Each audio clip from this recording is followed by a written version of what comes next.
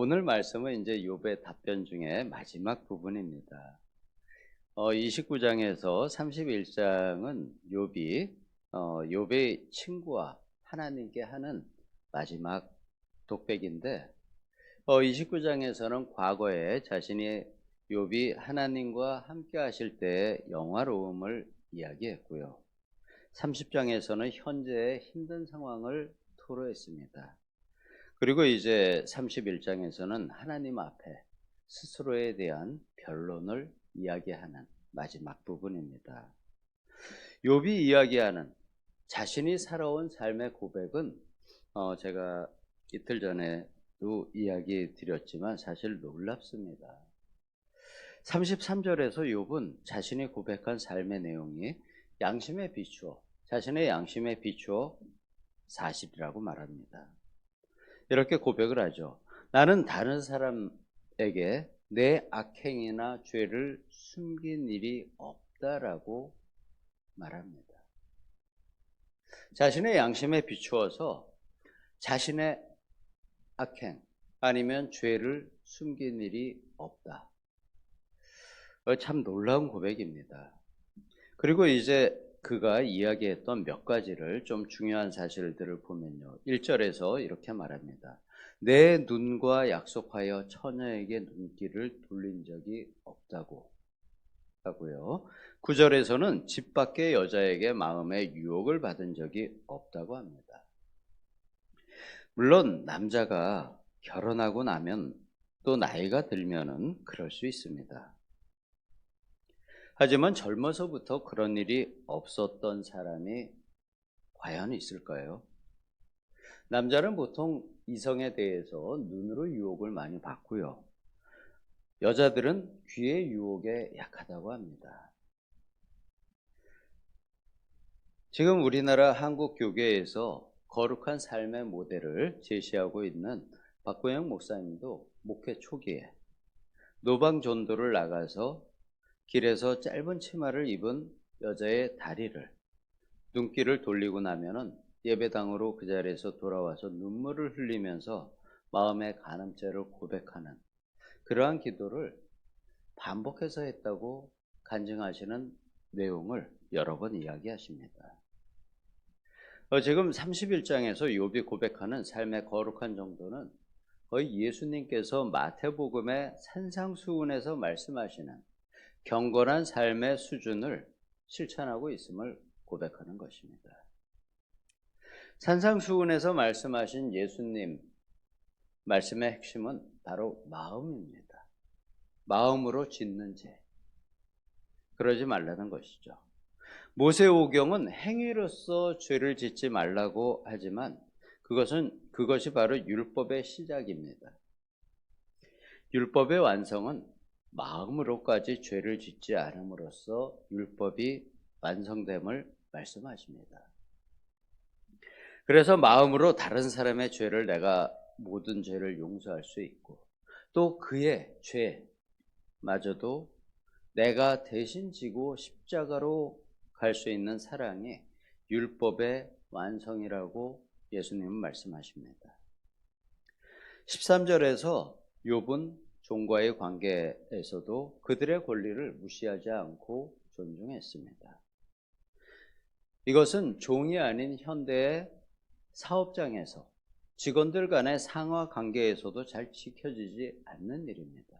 그런데 그 고대의 시대에 종들에게 그것을 지켰다고 말합니다. 16절과 17절에서는 가난한 자의 소원을 막지 않고 과부의 마음에 실망을 준 적이 없습니다. 이는 단순히 그들에게 식량만 제공해 준 것을 의미하지 않는 것이죠. 의식주 외에도 그들에게 필요한 것을 공급하였음을 말하고 있는 것입니다. 하나님이 자신의 백성에게 바라시는 것은 내 필요의 여유분, 나의 소유 중에 내 필요의 여유분 나머지 모두를 다른 백성과 나누는 것입니다. 그래서 희년 제도를 만드셨고 또 선한 눈으로 내가 가진 여유분의 물질을 필요한 자에게 나누라고 말씀하십니다. 예수님도 역시 똑같이 그 선한 눈에 대해서 말씀을 반복해서 하셨죠. 욥은 지금 구약에 하나님 말씀을 뛰어넘어서 신약에 예수님 가르침까지 행하고 있습니다. 예수님이 풀어주신 율법의 해석은 말씀으로만 행하는 것이 아니라, 말씀대로만 행하는 것이 아니라 그 말씀 안에 있는 하나님의 마음을 알고 행해야 한다고 해석해 주셨는데, 욥은 이미 예수님의 말씀마저 행하고 살았음을 고백하고 있는 것입니다. 24절에 그는 마음의 소망을 물질에 두지 않고 살았으며 물질의 풍부함을 그 자체를 기뻐하지 않았다고 역시 고백합니다.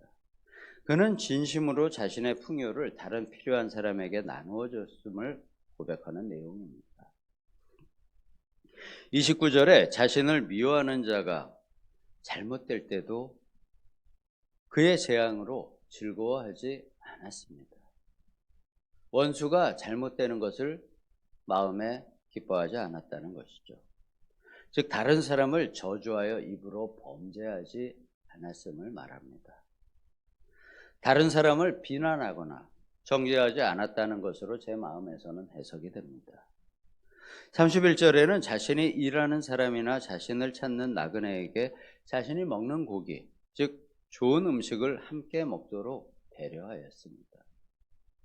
그냥 남은 음식만을 주는 것이 아니라 처음부터 좋은 음식마저 그들에게 줄 것을 함께 만들어서 나누었다는 것입니다. 33절에서는 자신이 악행이나 죄를 마음에 품고 숨기지 않았다고 고백합니다. 우리는 보통 행위로는 죄를 짓지 않을지라도 마음으로 많이 죄를 짓게 됩니다. 근데 예수님은 그 마음으로 짓는 죄에 대해서 경계하라고 하셨습니다. 그리고 그것을 짓지 않는 단계로, 마음의 죄를 짓지 않는 단계로 우리의 신앙이 나아가야지 됨을 이야기했는데, 욥은 바로 그것을 고백하고 있는 것입니다.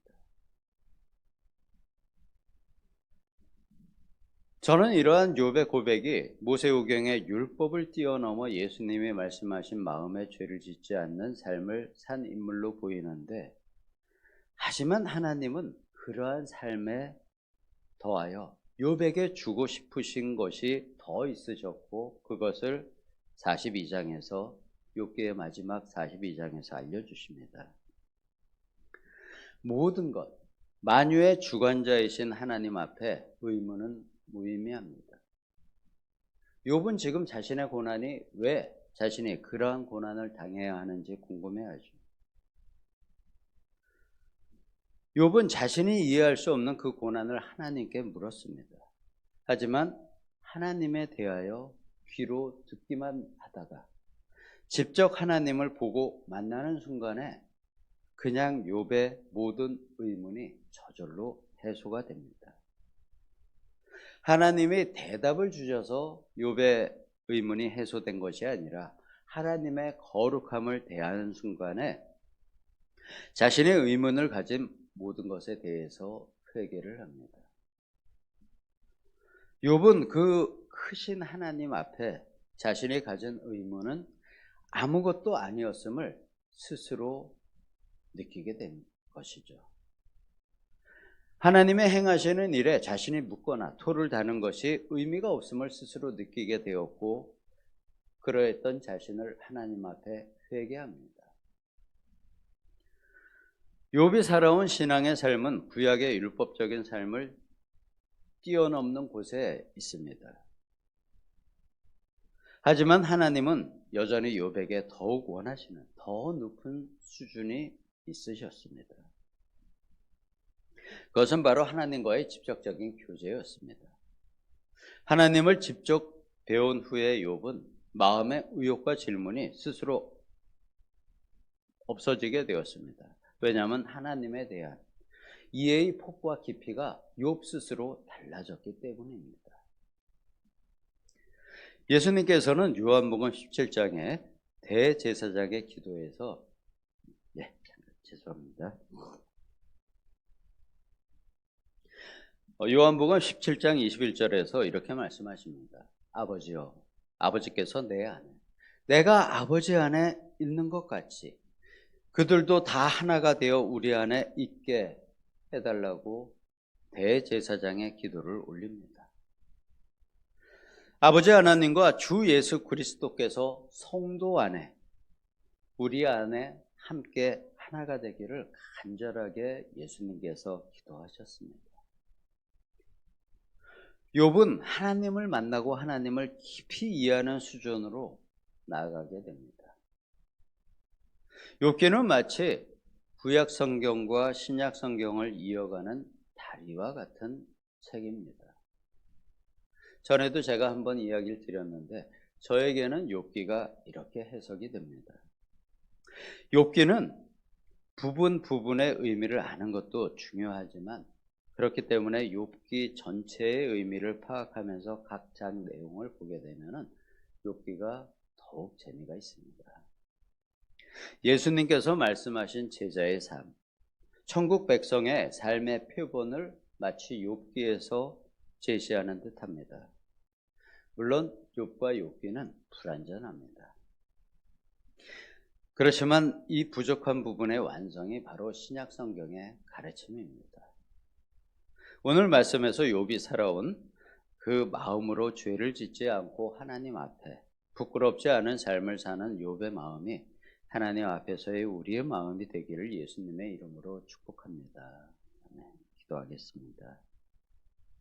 아버지 하나님, 욥을 통해 하나님께서 우리에게 세상에서 원하시는 모습을 보여주시고 하나님의 욥을 만나시는 모습을 통해서 우리와의 만남도 기대하셔서 예수님으로 인해 아버지와 주님과 함께하는 깊은 영의 만남을 허락하심에 감사드립니다. 우리가 주 예수님과 아버지와의 깊은 만남으로 나아가기를 예수님의 이름으로 기도드립니다. 아멘.